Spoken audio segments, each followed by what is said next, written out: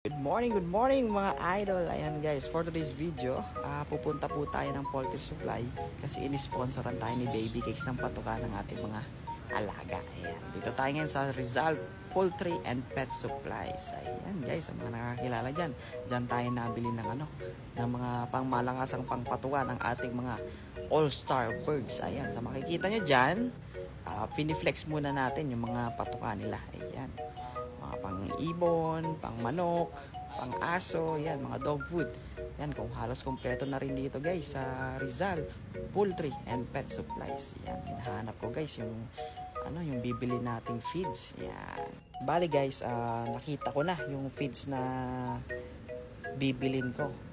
Sakto guys, kalahati na lang yung natitira, sabi ni Baby Cakes. Sige na, ubusin mo na yan. Kasi malakas ka sa akin eh. Sheesh! So ayun na nga mga gar, kinikilo na yung Integra 3000 dito. Hindi ko na napakitang kiluhin yung concentrate na binili natin. Ayan. After niya matapos ng Integra 3000, next naman is yung safflower. Oo, ayan.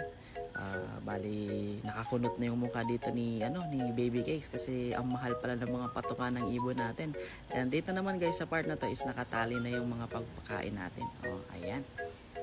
Sa kasamaang palad guys, inaabot kami ng ulan, pambihira naman talaga. So ayun na nga guys, pauwi na kami niyan. At ayun na nga mga gar, nakauwi na kami. Hanggang sa muli, peace!